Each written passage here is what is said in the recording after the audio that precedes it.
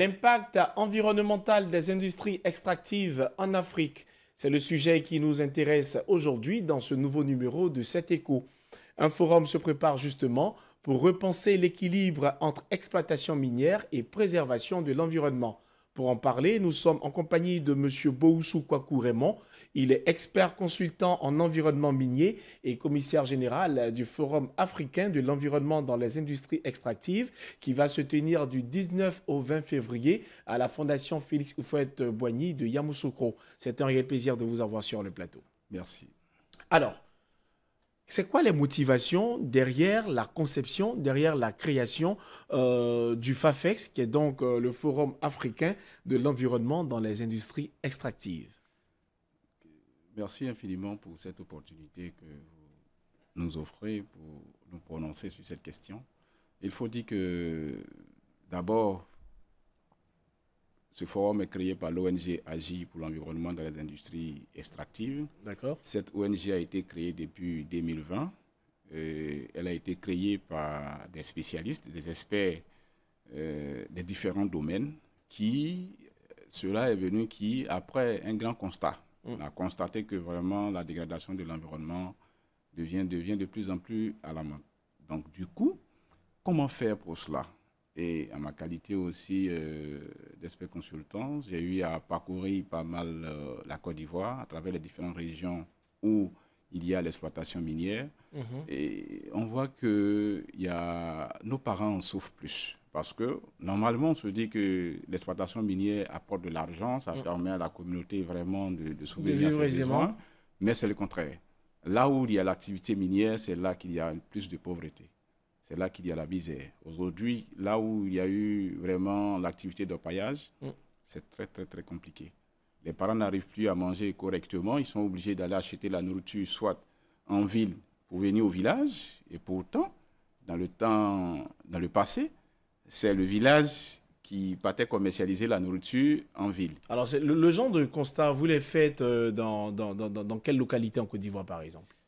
Comme les localités, on peut parler même de la localité de Boaflé, la région de la Maraoué, la région même de la Mé, la région de l'Indénié-Guablin, la région même du Hambol. Il faut dire que même parlant aussi du Tchologo, c'est-à-dire Tengrela, ce sont des communautés dans lesquelles vraiment il y a eu de fortes dégradations causées par l'activité de Alors, donc vous démontrez qu'il y a urgence, on doit donc agir. Le forum va se dérouler à la Fondation Félix Houphouët-Boigny de Yamoussoukro, comme on l'a signifié tantôt. Ça ne sera pas le premier du genre, parce qu'on se rappelle que vers la fin d'année de 2024, il y a eu également un salon au cœur duquel on parlait également d'industrie extractive. C'était donc le CIREX. Oui. Qu'est-ce qui distingue, c'est quoi la particularité de votre événement quand on sait qu'il y a déjà eu le genre de rencontre en Côte d'Ivoire? Ok, merci pour cette belle question. Avant de pouvoir répondre, je tiens d'abord à dire ici un grand merci, à féliciter vraiment le ministre des Mines, du Pétrole et de l'Énergie, M. Mamadou Sangafoua, pour vraiment l'efficacité et pour la belle réussite du CIREX. Il est vraiment à féliciter, c'est un monsieur vraiment dynamique. Il faut dire qu'on s'inscrit dans sa logique. D'accord. Et la particularité entre le CIREX et ce forum que nous organisons, c'est-à-dire nous sommes axés sur un domaine précis. D'accord. C'est-à-dire la dégradation de l'environnement. D'accord. Il y a un cas qui est vraiment, ce n'est pas une question de la Côte d'Ivoire seulement, mais aujourd'hui, on se rend compte que dans plusieurs pays africains, il y a cette question de la dégradation. Et c'est partout aujourd'hui, les conséquences de l'orpaillage sont nombreuses. Et nous sommes axés sur la solution. Raison pour laquelle on a décidé d'initier ce forum. Et on a entamé un projet et on a même réalisé parce que avant de pouvoir parler du forum, il faut dire que l'ONG a mené une tournée de sensibilisation dans 17 régions de la Côte d'Ivoire. D'accord. Et à travers ces 17 régions, nous avons réussi à pouvoir faire des sensibilisations, des consultations auprès des communautés pour recueillir un peu leur avis sur la question. Quelle était leur vie avant l'orpaillage, pendant l'orpaillage et après l'orpaillage? Mais c'était vraiment une désolation totale. Et tous les parents sont en pleurs. Comment faire pour trouver des gens pour les sauver? Parce qu'ils se rendent compte qu'ils n'ont pas compris les enjeux vraiment de cette activité, c'est-à-dire des questions d'orpaillage. Hier, bon, pour des difficultés financières, les parents ont cédé facilement leurs terres, les gens ont fini d'exploiter, ils sont partis. Mais aujourd'hui, ils font comment? Ils n'ont plus de terre à cultiver. D'accord. Et les enfants, même aujourd'hui, ils quittent le village pour ailleurs. Et comment? Même quand ils veulent cultiver, ils n'ont pas de terre. Ils sont obligés même de louer des terres. Et ce qui est vraiment... C'est quand même triste. C'est quand même triste. Et même, puis, il y a des élèves qui abandonnent leurs cours pour leur paillage. Il faut dire que notre pays, la Côte d'Ivoire, c'est un pays dont l'économie est basée sur l'agriculture. Mais si aujourd'hui, les terres qu'on doit utiliser pour l'agriculture est dévastée au profit de l'orpaillage et qu'il n'y a pas de mesures prises dans 20 ans, dans 50 ans, quel sera donc l'avenir de cette génération? Et ça, c'est l'une des raisons pour lesquelles vous organisez ce forum qui se déroule autour d'une thématique assez particulière. Et je cite, réhabilitation des sites miniers en Afrique, défis et opportunités. Simplement parce que vous estimez qu'en réhabilitant ces différents sites, il y a un gagne-pain derrière. Effectivement. Et il y a plusieurs solutions qu'on apporte dans cette méthodologie. C'est-à-dire, en réhabilitant les terres, d'abord, on résout le problème de l'employabilité, parce que déjà, dans ces zones, il y a le chômage. Donc, en réhabilitant, ce sont ces jeunes-là qu'on forme, qu'on encadre. C'est-à-dire la reconversion. La reconversion des jeunes orpailleurs en des fervents innovateurs en agriculture durable. Donc, on les forme. Et même la réhabilitation des terres, même on veut transformer ça en un métier. C'est-à-dire de faire de ça un métier pour que des jeunes gens, ceux-mêmes qui sont encore à l'école, puissent vraiment se former dans ce métier parce que nous avons beaucoup à faire. D'accord. La plupart de nos régions sont affectées. Sur les 31 régions, au moins plus d'une vingtaine affectées par l'activité de paillage, dont il y a la dégradation. Après notre étude, nous avons identifié 4500 hectares dévastés par l'activité de paillage. C'est beaucoup quand même. C'est beaucoup quand même. Et ça doit être réhabilité. Alors, M. Boussou, vous décidez de faire ce forum à Yamoussoukro. Oui. Vous parlez de plus de 4500 hectares de terres dégradées pour cause d'exploitation minière illégale. On va mettre ça comme ça en griffe. Comment est-ce que ces acteurs-là, ces personnes qui sont dans la pratique de tous les jours, participent à ce forum? Vous le faites loin d'eux? Non, il faut dire que les cibles, les acteurs majeurs, ce sont les acteurs des industries extractives, les acteurs miniers. Et c'est pourquoi, à ce forum-là, ils sont plus invités. Il y aura même avant le forum, il y aura des formations. Il y aura un atelier de formation qui va former, c'est-à-dire les artisans miniers, c'est-à-dire ceux des petites mines semi-industrielles. Donc, il y a une organisation qui est faite autour pour qu'ils participent à l'événement. Il y a une organisation qui est faite, une mobilisation qui est faite pour mobiliser vraiment tous les acteurs, c'est-à-dire le groupement des artisans miniers de Côte d'Ivoire, même le GPMCI, le groupement des professionnels miniers de Côte d'Ivoire. C'est des groupements que nous avons approchés pour ce forum afin de mobiliser tous ces acteurs-là à prendre part à ce forum. Et la difficulté est que même ceux qui travaillent de façon légale, ce n'est pas tout le monde qui sait comment réhabiliter un sol. Donc la formation est bienvenue. La formation est bienvenue. Donc nous invitons, dans ce cadre-là, il y aura une formation pour les petites mines, c'est-à-dire ceux qui font les mines, comme on appelle, artisanales et semi-industrielles. Il y aura une formation de comment réhabiliter, comment réhabiliter et puis comment travailler de façon durable. Donc il y aura une formation typique pour ça. Pour les grandes mines aussi, les mines industrielles, il y aura aussi une formation de comment réhabiliter une ferme après, comment réhabiliter une mine après sa fermeture. D'accord. Alors, on ne peut pas parler de réglementation du secteur minier sans aborder la question de l'implication ou de la responsabilité des gouvernements africains dans ce contexte de régulation environnementale. C'est véritablement quelque chose qui sera au cœur de votre forum. Effectivement, il faut dire que c'est le premier sous-thème qui sera traité sur la réglementation. Ah, comme si je savais. Et donc, comme on sait que c'est une question commune, une question africaine, d'où nous avons fait appel à certains pays de la sous-région. OK.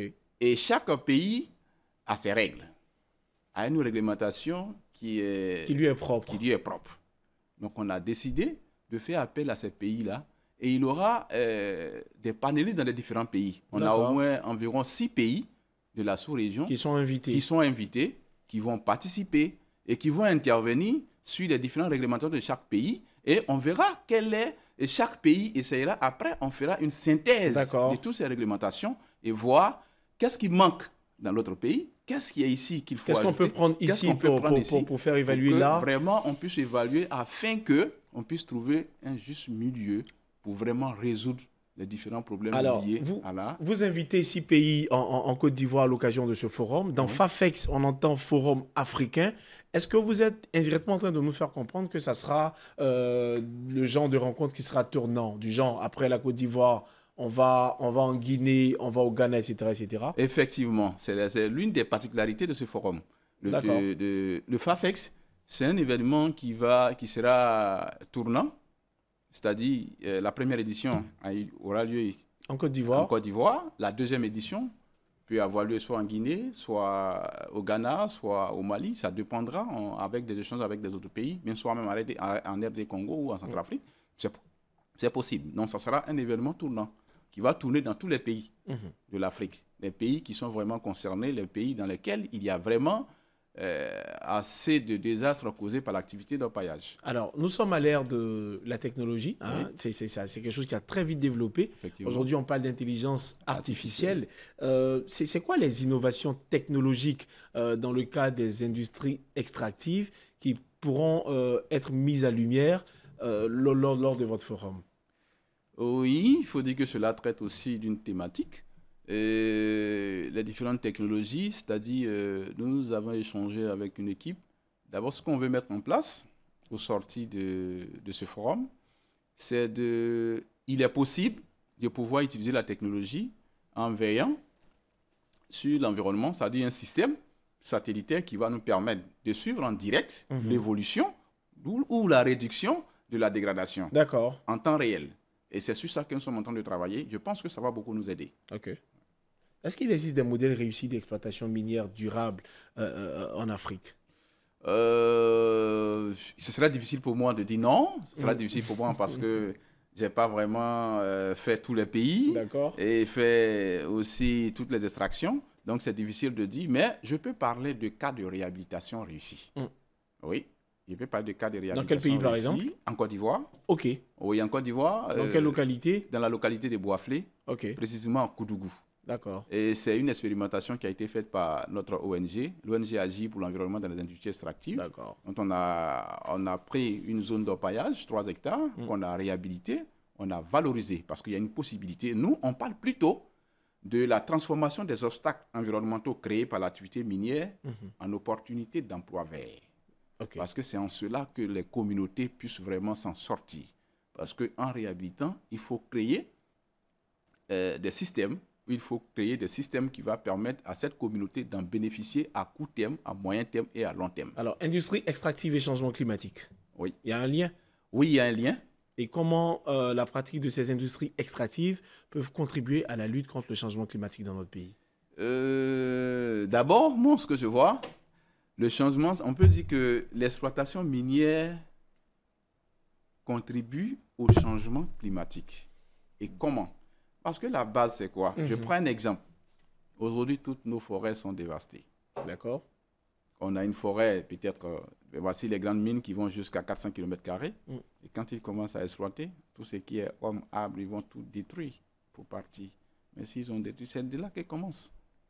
Donc, la meilleure manière de pouvoir contribuer de façon bénéfique, c'est que une chose est d'exploiter, une chose aussi est de proposer des mesures d'atténuation. C'est en cela qu'on rentre dans le cadre. Oui. Qu'est-ce que vous attendez concrètement de ce forum? On va terminer avec ça. Oui. Nous, à travers ce forum, on voudrait vraiment qu'au sorti de cela, tous les acteurs des industries extractives puissent vraiment mettre en application un système de durabilité, que ce soit les petites mines, que ce soit les grandes mines, et pour que tout le monde puisse vraiment travailler tout en préservant l'environnement. Parce que c'est une question de stratégie.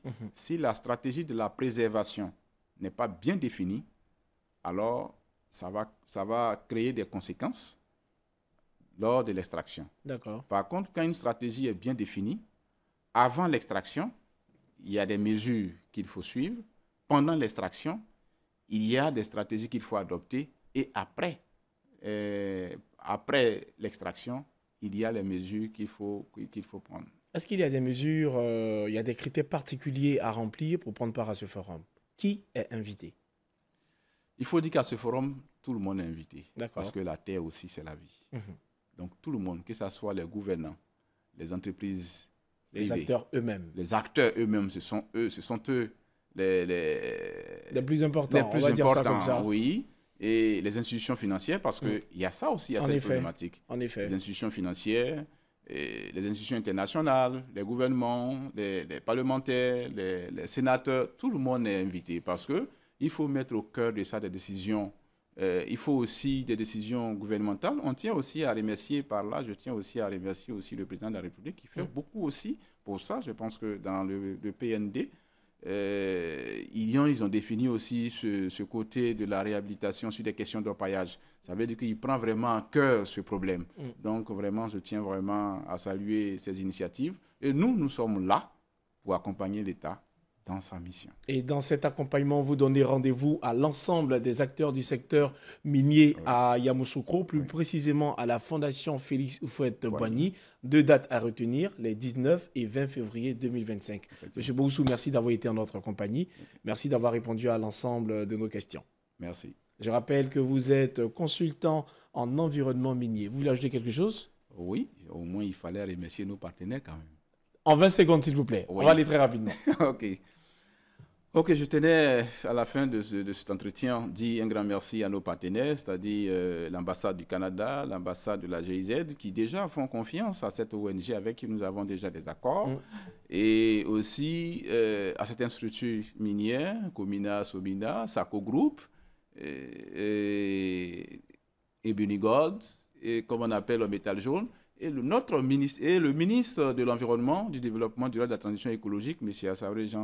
Assaouré Konajak, qui déjà a vu vraiment l'importance de cet événement, qui a donné son accord de présider. Il faut rappeler que ce forum est présidé par le ministre de l'Environnement, du Développement durable et de la Transition écologique, M. Assaouré Konajak. On remercie aussi le ministre de l'Énergie. Et ensuite, le ministre des Mines, du Pétrole et de l'Énergie, M. Mamadou Sangafoua. Et c'est sur ces mots de remerciement que nous allons mettre un terme à nos échanges. Mesdames et messieurs, merci de nous avoir suivis. Restez sur cette info. Les programmes se poursuivent. Merci.